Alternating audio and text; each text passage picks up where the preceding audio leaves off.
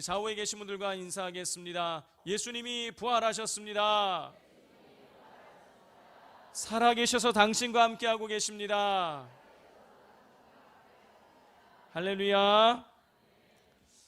마호메트를 섬기는 이슬람교의 나라인 튀르키예에서 있었던 우리 선교사님의 일입니다.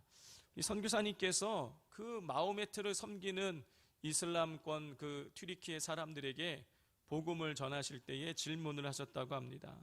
우리가 여행을 할 때에 갈림길이 나왔습니다. 여러분이 갈림길 중에 어느 길로 가야 우리가 목적지에 도착할지 알 수 없는 상황인데 이 두 갈래길 중에 어느 길로 가야 될지를 우리가 물어봐야 되지 않겠습니까? 그런데 우리 앞에 지금 두 사람이 있습니다. 한 사람은 산 사람이고 한 사람은 죽은 사람인데 누구한테 물어봐야겠습니까? 그러자 듣고 있던 사람들이 그야 물론 당연히 살아있는 사람한테 물어봐야죠, 이렇게 대답을 했다고 합니다. 그 이야기를 들으시고 선교사님이 이렇게 말씀하셨다라는 것이죠. 그런데 어찌 당신들은 죽은 마호메트를 찾아가십니까? 살아계신 예수님을 찾지 않고 말입니다. 성도 여러분, 예수님께서는 십자가에서 죽으셨을 뿐만이 아니라 다시 살아나셨습니다. 부활하셔서 우리와 함께하고 계십니다. 그렇기에 종교개혁을 일으켰던 마틴 루터는 이 부활을 뭐라고 이야기했냐면은 죽음을 죽인 사건이다 그랬어요. 죽음을 죽인 사건이다. 자, 이 예수님께서요, 살아계셔서 죽으셨다가 부활하셨어요. 예수님을 죽인 사망 권세를 예수님이 죽이신 것이죠. 그렇기에 부활은 죽음을 죽인 사건이에요. 예수님은 예수님을 죽였던 그 죽음을 죽여버리시고 다시 부활하셔서 우리와 세상 끝날까지 항상 함께 하시겠다고 약속을 해주셨습니다. 그래서 오늘날 지금 이 순간에도 살아계셔서 우리와 함께하고 계십니다. 자, 그렇기에 우리는 오늘 이 부활절을 맞이해서 부활의 기쁨을 함께 누리며 주님을 찬양하고 있는 것이죠. 자, 그런데 우리는 이렇게 부활절을 맞이해서 기쁨으로 예배를 드리고 있는데 2000년 전에 예수님의 부활을 현장에 있었던 제자들은요, 예수님의 부활을 전혀 기뻐하지 않았다라는 것이에요. 자, 오늘 본문을 보면 막달라 마리아가 이 부활하신 예수님을 만나고 예수님이 이 살아계시다는 사실을 제자들에게 알렸습니다. 자, 그런데 제자들은 분명 예수님께서 말씀하시던 대로 살아나셨다라는 그 소식을 들었음에도 불구하고 그들은 두려움 가운데 있었어요. 우리 18절 19절을 함께 읽겠습니다. 막달라 마리아가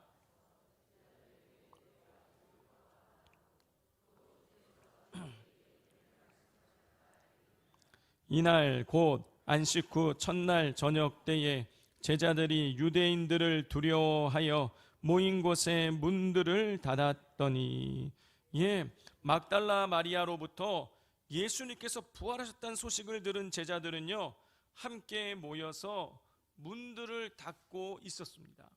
자, 성경은요, 문을 닫았다 이렇게 기록하고 있지 않고요, 문들을 닫았다라고 기록하고 있어요. 이 얘기는 무엇이냐면은 출입을 하는 이 주출입구의 현관문을 닫았다라는 이 뜻 외에 빛이 들어오는 모든 통로를 틈을 다 막았다, 그런 뜻인 거예요. 자, 여러분, 제자들은요, 예수님이 부활하셨을 때에 철저하게 자기 자신들을 숨기고 싶어 했어요. 도대체 왜 제자들은 그렇게 꽁꽁 숨어서 두려움 가운데 있었던 것일까요? 여러분, 그 이유는 두 가지입니다. 첫 번째는요, 제자들이 예수님이 부활하셨다는 사실을 믿지 못했기 때문이에요. 자, 마가복음 6장 10절 11절입니다. 마리아가 가서 예수와 함께 하던 사람들이 슬퍼하며 울고 있는 중에 이 일을 알림에 그들은 예수께서 살아나셨다는 것과 마리아에게 보이셨다는 것을 듣고도 믿지 아니하니라. 제자들은요, 마리아를 통해서 예수님이 부활하셨다는 이 소식을 들었음에도 불구하고 믿지 못했어요. 여러분, 죽은 사람이 살아난다는 사실은 있을 수가 없는 일인데 마리아는 그 죽으신 예수님이 다시 살아나셨다, 내가 만났다라고 이야기를 하니 제자들은요, 그 소식을 듣고서요 당황하고 두려워할 수밖에 없었던 것이죠. 자, 두 번째로 제자들이 예수님의 부활하셨다는 소식을 듣고 두려워한 이유는 유대인들 때문이었습니다. 19절을 보면 이날 곧 안식 후 첫날 저녁 때에 제자들이 유대인들을 두려워하여 모인 곳에 문들을 닫았더니. 성도 여러분, 도대체 왜 제자들은 예수님이 부활하셨는데 왜 유대인들을 두려워하고 있었던 것일까요? 여러분, 그 이유를 마태복음 27장 62절 이하의 말씀을 읽어보면 우리가 알 수 있는데요, 그 내용이 이런 내용이 나옵니다. 예수님께서 죽으신 그 다음 날 이 대제사장과 장로들, 예수님 죽이기에 앞장섰던 이 사람들이 총독 빌라도를 찾아갑니다. 그리고 나서 이렇게 이야기를 해요. 마태복음 27장 63절 64절입니다. 주여, 저 속이던 자가 살아있을 때에 말하되 내가 사흘 후에 다시 살아나리라 한 것을 우리가 기억하노니 그러므로 명령하여 그 무덤을 사흘까지 굳게 지키소서 하소서. 그의 제자들이 와서 시체를 도둑질하여 가고 백성에게 말하되 그가 죽은 자 가운데서 살아났다 하면 후에 속임이 전보다 더 클까 하나이다 하니. 방금 읽어드린 대로 예수님 죽이기 앞장섰던 대제사장들과 장로들은요, 예수님께서 평상시에 당신이 죽었다가 3일 만에 다시 살아난다 라고 이야기하곤 했다라는 것입니다. 그러면서 그 제자들이 예수님의 시신을 숨겨다 놓고선 예수님이 다시 살아나셨다, 부활하셨다라고 거짓말 칠 수 있으니까 이 예수님의 무덤을 군사를 보내서 잘 지키라고 이렇게 부탁을 했단 말이죠. 제자들도요 이런 사실을 알고 있었어요. 그런데 이 마리아가 와서 하는 이야기가 무덤이 비어 있다라는 거예요. 예수님이 부활하셨다, 그 이야기를 하는 거예요. 따라서 제자들은요 이거 자칫 잘못하면 자기들이 예수님의 시체를 갖고 도망친 범인으로 몰려서 예수님처럼 고초를 당할 수 있겠다라는 생각을 하게 된 것이죠. 그래서 이 제자들은요 그 유대인들을 두려워하면서 자기들이 이렇게 숨어 있었게 된 것입니다. 자, 그런데 이렇게 제자들이 예수님의 부활을 믿지 못하고 그리고 자신들이 예수님의 시신을 훔쳐다가 놓고 숨겼다는 이런 오해를 받아서 고천을 당할까 봐 두려움 가운데 빠져 있을 때 부활하신 예수님께서 제자들에게 찾아오셨어요. 그리고 이 제자들에게 예수님께서 한 가지 아주 귀중한 부활의 기쁨을 누릴 수 있는 선물을 증정하십니다. 부활하신 예수님께서 제자들에게 주신 선물은 바로 평강이에요. 우리 19절을 같이 읽어보겠습니다. 시작. 이날 곧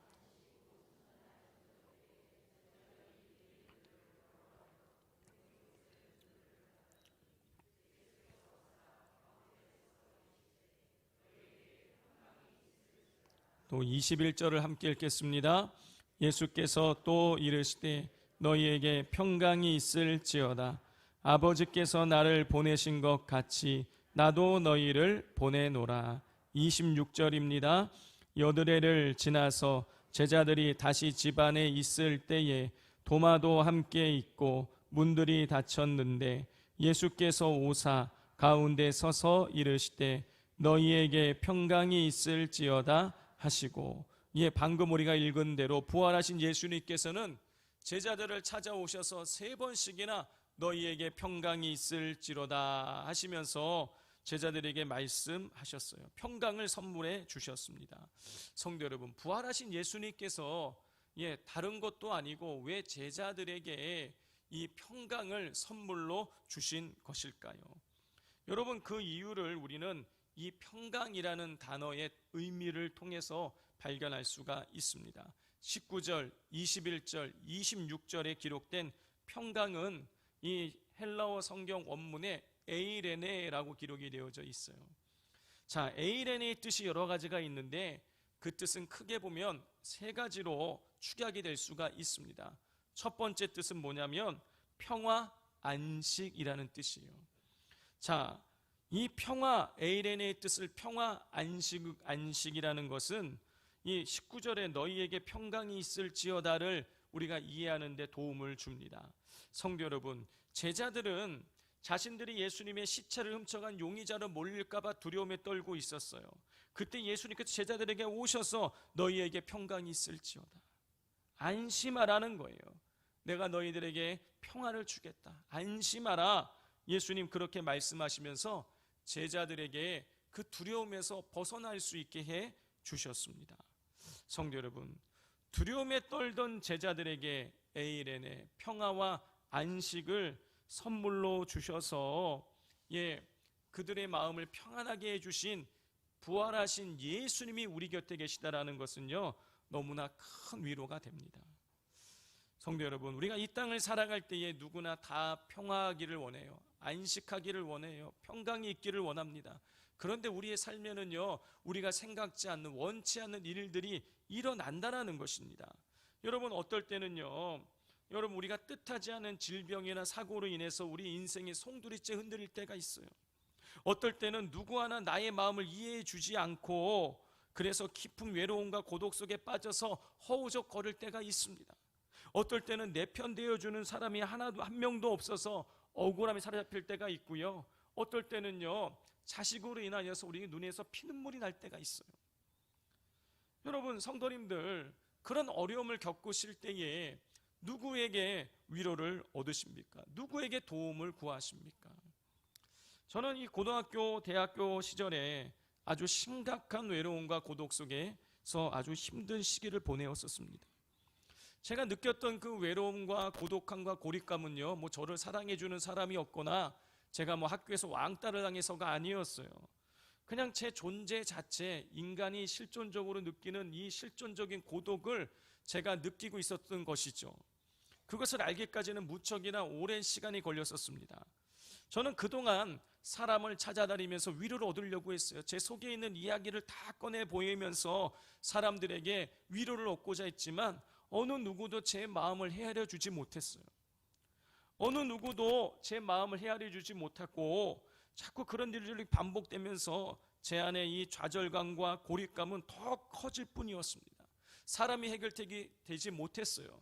그러다 제가 대학교 2학년 때에 방학 때에 우리 예수님을 만나게 되었습니다. 그때 저를 찾아오신 예수님께서 제 안에 에이레네 평강을 선물로 주셨어요. 저한테 이렇게 말씀하셨습니다. 정희야, 그럼에도 불구하고 내가 너를 사랑한다.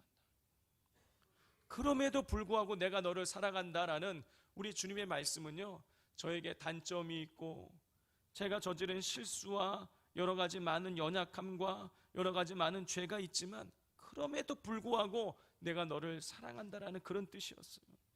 제가 주님의 그 말씀을 듣고 난 이후에 제 안에 있었던 그 불안감과 고독감과 그 외로움이요, 다 사라지고 제 안에 평화가 임하게 되었습니다. 우리 주님께서는요, 저에게뿐만이 아니라 우리 모두에게 다 평강과 안식을 주기를 원하시는 분이세요. 요한복음 14장 27절입니다. 평안을 너희에게 끼치노니 곧 나의 평안을 너희에게 주노라. 내가 너희에게 주는 것은 세상이 주는 것과 같지 아니하니라. 너희는 마음에 근심하지도 말고 두려워하지도 말라. 우리 주님께서는요, 평안을 너희에게 끼치노라. 나의 평안을 너희에게 주노라. 나의 평안을 준다라는 거예요. 예수님이 평안의 근원 되시는 분이시라는 거예요. 예수님이 평안의 근원 되시는 분이 우리에게 평안을 주게 되면 여러분, 우리 마음속에 근심도 사라지고 두려움도 사라지게 되는 거예요. 상황과 환경에 상관이 없이 우리가 그리스도 예수 안에서 자유함과 기쁨을 누릴 수 있게 되어지는 것입니다. 그러므로 마음속에 두려움과 근심이 들 때에 우리 주님 앞에 나아가시기를 바랍니다. 제자들이 두려움 가운데 있었기 때문에 주님께서는요, 그들 마음속에 평안을 주시기 위해서, 기쁨을 주시기 위해서 그들에게 찾아가시고 평안을 선물로 주셨던 것이에요. 자, 에이레네의 두 번째 뜻은 번성, 번영이라는 뜻입니다. 자, 이것은요, 에이레네를 번성과 번영의 뜻으로 우리가 이해할 때에 21절에 너희에게 평강이 있을지어다를 이해하는 데 도움이 됩니다. 여러분 21절을 같이 한번 읽어보겠습니다. 시작.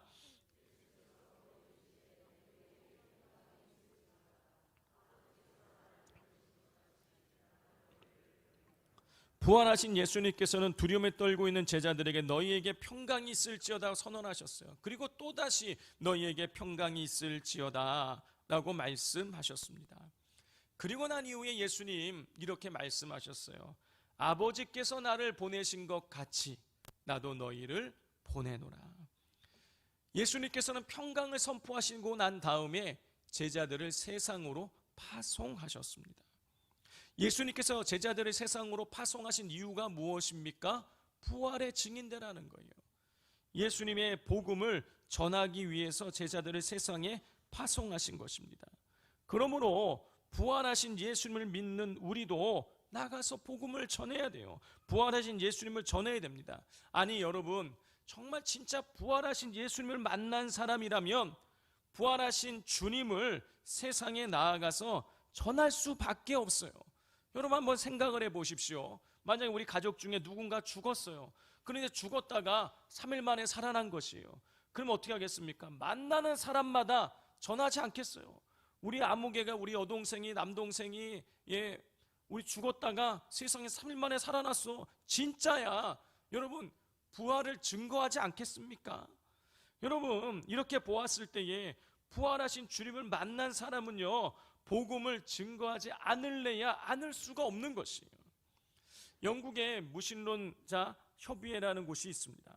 이곳에서 예수님의 부활을 반박한 근거를 찾아내기 위해서 그들 중에 가장 명석한 리틀 스톤 경과 그리고 길버트 웨스트 경 두 사람을 연구위원으로 위촉을 했습니다. 이 두 사람은요, 무신론을 방해하는 예수님의 부활과 그리고 부활하신 예수님을 만나서 변화되어진 이 사도 바울의 이 변화에 대해서 연구해서 그것이 허구라는 것을 밝히기를 시작했습니다. 그리고 나서 석 달 이후에 이 두 사람이 무신론자 협의회 토의장에 나타났습니다. 그리고 리틀 스톤 경이 이렇게 말했습니다. 우리는 기독교인이 되기로 결정했습니다. 왜냐하면 연구를 통해서 예수님의 부활이 사실이라는 것을 발견했기 때문입니다.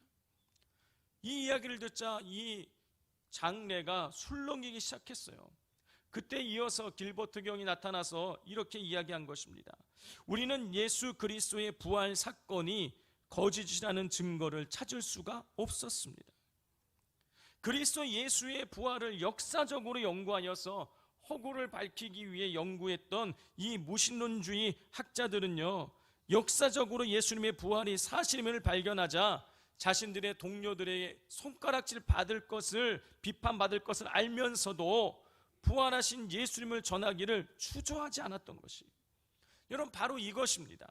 부활하신 예수님을 만난 사람은 반드시 부활하신 예수님을 증거하게 되어 있어요. 성도 여러분, 예수님께서 제자들을 부르실 때 뭐라고 말씀하셨습니까? 사람 낚는 어부가 되게 하리라 그러셨어요. 생명을 구하는, 영혼을 살리는 일을 하기 위해 제자들을 부르셨습니다. 그렇기 때문에 예수님께서는요, 두려움에 떨고 있는 제자들에게 에이렌의 이 복음에 증인되게 하셔서 복음이 널리 번성하고 복음이 널리 퍼져가도록 만드시기를 원하셨던 것이죠. 그래서 제자들에게 에이렌의 를 선물로 주셨던 것입니다. 세 번째로 에이렌의 의미는 뭐냐면 하나됨, 다시 하나되다 라는 그런 뜻을 가지고 있습니다. 이 뜻은요, 26절에 너희에게 평강이 있을지어다를 이해하는 데 도움이 됩니다. 26절을 같이 한번 읽어보겠습니다. 시작.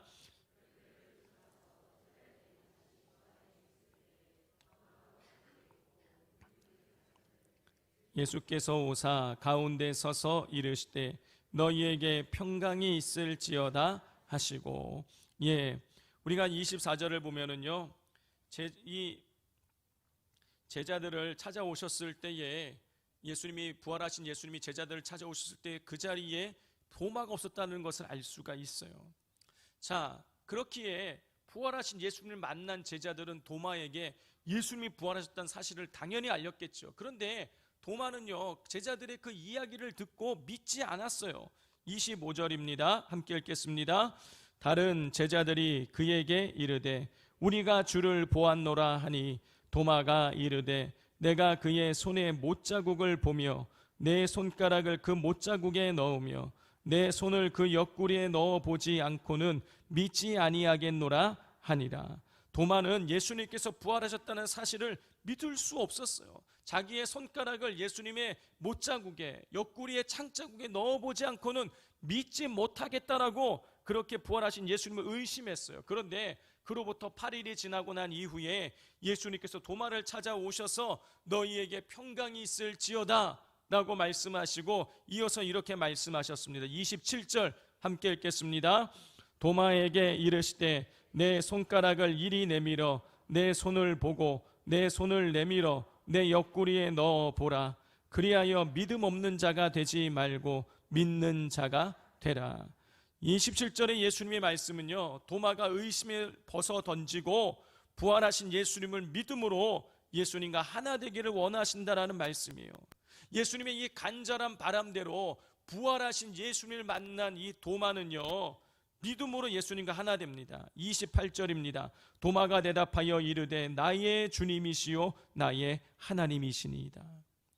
도마는요, 예수님을 주님이시요 하나님이시다라고 고백하지 않고 나의 주님이시요 나의 하나님이라고 고백했어요. 이것은 뭐냐면 도마가 지식적으로 알던 예수님을 지식적으로 알던 것에서 벗어나서 예수님이 진짜 부활하셨고 하나님의 아들이시고 그리고 그 하나님의 아들이신 예수님을 나의 주인으로 고백했다라는 것을 보여주는 것입니다.